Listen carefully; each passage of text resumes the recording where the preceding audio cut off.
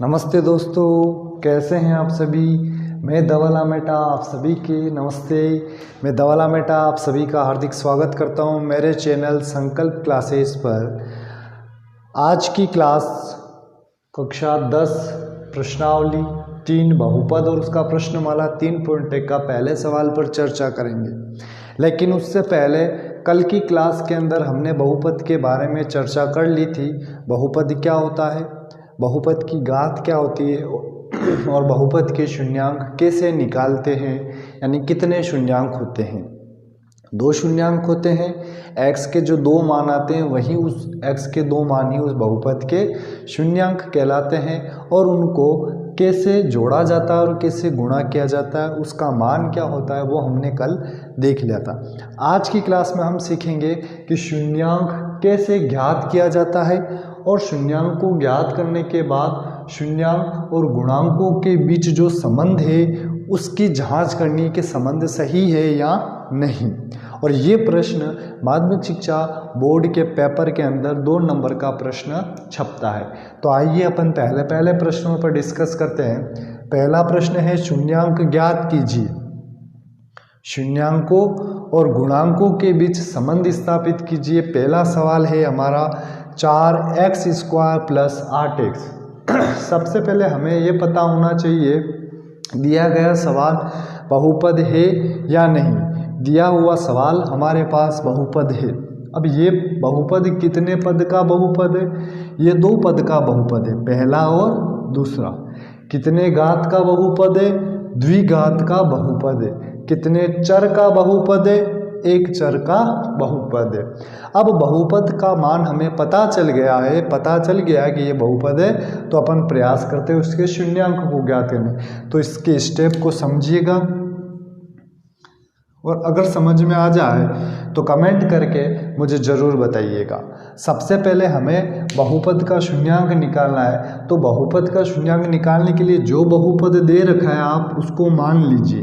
माना बहुपद 4x² + 8x पूरा किसके बराबर है, 0 के बराबर। अब दोस्तों यहाँ पर अपन क्या करते हैं, हमें x के मान निकालने होते हैं। और x के मान कितने निकालने होते, हमें x के मान 2 निकालने होते। तो इन दोनों पद के अंदर से क्या कॉमन निकल सकता है, 4 कॉमन निकल सकता है और x कॉमन निकल सकता है। जब 4x कॉमन निकल गया तो अंदर कितना बचा, x + 2 बराबर 0। अब इस पूरे 4x के बराबर भी अपन रखेंगे 0 और पूरे x + 2 के बराबर भी रखेंगे 0। यहाँ x और 4 के बीच में गुणे का चिन्ह हटाएंगे 4 को तो कहाँ जाएगा, भाग में। x बराबर 0/4 तो x का मान कितना आया, 0। यहाँ पर x का एक मान 0 आ गया। अब अगला यहाँ पर x + 2 बराबर 0, 2 का पक्षांतर करेंगे तो x बराबर हो जाएगा -2। तो x के 2 मान आ गए, x बराबर 0, x बराबर -2। और यही बहुपद के क्या है, शून्यांक। तो यहाँ लिख देंगे बहुपद के शून्यांक। और बहुपद के जो शून्यांक होते हैं वो क्या होते हैं, अल्फा। तो x का पहला मान 0, दूसरा होता है बीटा, x का दूसरा मान है -2। अब यहाँ पर हमें अगला जो चीज़ कहा है उसको अपन ज्ञात करने का प्रयास करते हैं। दूसरा कहा कि शून्यांकों और गुणांकों के बीच में संबंध स्थापित करना है कि जो शून्यांक है वो इसके बराबर है या नहीं। तो हमारे पास जब 2 शून्यांक आ जाते हैं तब हम बाद में निकालते हैं शून्यांकों का योग। शून्यांकों का योग, शून्यांक का योग का सूत्र होता है अल्फा + बीटा। तो हमारे पास जो 2 शून्यांक आए अल्फा और बीटा, इन दोनों को जोड़ो। अल्फा का मान है 0, बीटा का मान है -2, पूरे का मान कितना आया, -2। फिर मैंने ये चीज़ बताई थी, जब शून्यांकों का योग अल्फा + बीटा होता है तब इसका एक मान बताया था मैंने -b/a। अब यहाँ पर देखिए, ये जो हमारा बहुपद है 4x² प्लस 8x, ये पूरा बहुपद ax² plus bx plus c के रूप का है। अब इस बहुपद से और इस रूप से कंपेयर करके a, b और c का मान बताओ। तो x² के गुणे में जो होता है उसे a कहते हैं। यहाँ पर x² के गुणे में कितना है 4, हमने यहाँ लिख दिया 4। x के गुणे में जो होता है उसे b कहते हैं। यहाँ x के गुणे में क्या है 8, हमने यहाँ 8 लिख दिया। और ये माइनस सूत्र का है, 4 का भाग 8 में कितनी बार क्या 2 बार, उत्तर कितना आ रहा है -2। और यहाँ पर भी कितना आ रहा है -2, यानी शून्यांकों का योग ये दोनों बराबर आ गए। दूसरा निकालते हैं शून्यांकों का गुणा। शून्यांकों का गुणा होता है अल्फा इंटू बीटा। अल्फा का मान 0, बीटा का मान -2, दोनों का गुणा किया तो कितना आया 0। लेकिन अल्फा और बीटा का मान मैंने बताया था c/a। इस बहुपद से चर्चा कीजिए। x² के गुणे में जो होता है उसे a कहते हैं। x² के गुणे में 4 है तो a का मान कितना हो गया 4। यहाँ पर c अकेला पद है और यहाँ पर कोई पद नहीं है, इसका मतलब c का मान कितना होगा 0।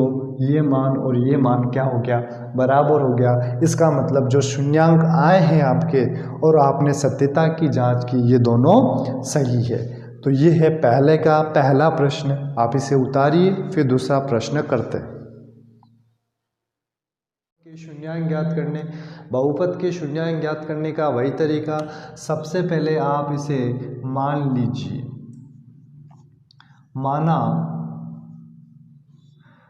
जो बहुपद दे रखा है उसको किसके बराबर मान लेते हैं 0 के बराबर मान लेते हैं। 4x² माइनस 4x प्लस 1 बराबर 0।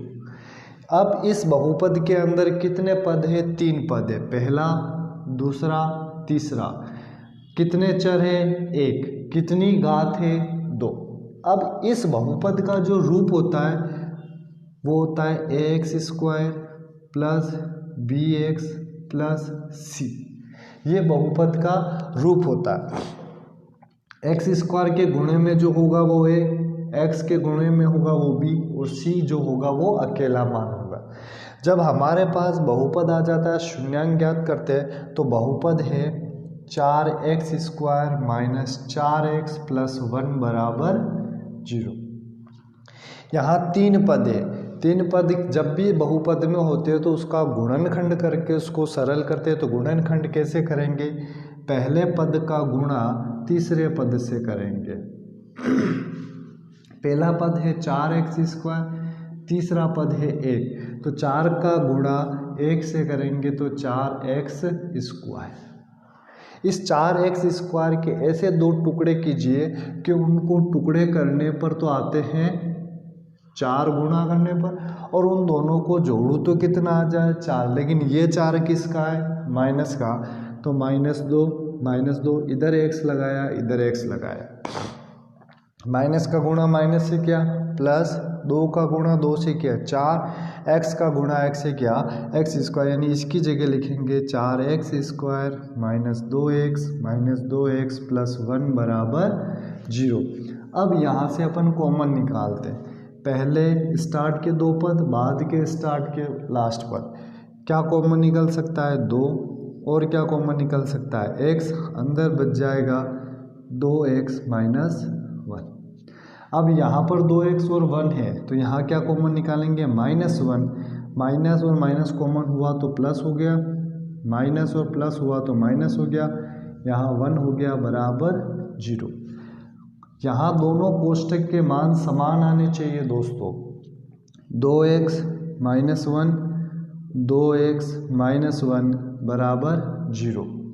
इस पहले कोष्टक के बराबर भी आप 0 ले लीजिए और इस दूसरे कोष्टक के बराबर भी आप 0 ले लीजिए। पक्षांतर किया 2x बराबर 1, इधर भी पक्षांतर किया 2x बराबर 1। x का मान निकाला, पहला मान आया 1/2, पक्षांतर किया 1/2, तो x के 2 मान आ गए 1/2 और 1/2। 2।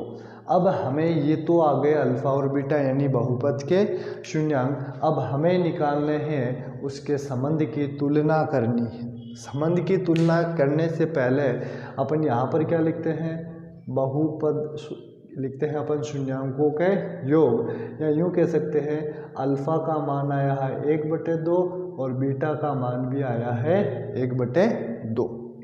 शून्यांकों का योग, शून्यांकों का योग क्या होता है, अल्फ़ा प्लस बीटा, और अल्फ़ा का मान कितना है 1/2, बीटा का मान 1/2, आधा में आधा जोड़ा तो 1, लेकिन अल्फ़ा और बीटा का मान क्या होता है -b/a। अब इस बहुपद के रूप से इसका कंपेयर कीजिए, x² के गुणे में जो होता है a, x² के गुणे में कितना है 4,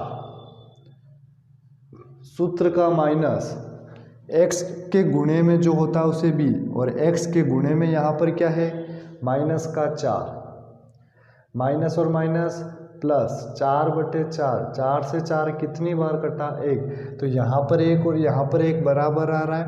दूसरा, शून्यांकों का गुणा,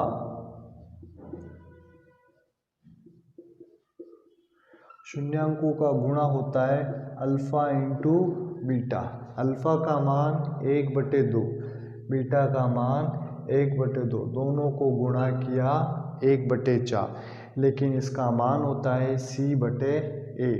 यहाँ से कंपेयर कीजिए, c एक अकेला पद होगा, x² के गुणांक को 1 कहते हैं 1/4, यहाँ 1/4 और ये 1/4, दोनों मान समान है। इसका मतलब शून्यांकों का योग और गुणांक दोनों आपके बराबर आ रहे हैं, तो जो x के दो मान आए वो सत्य है।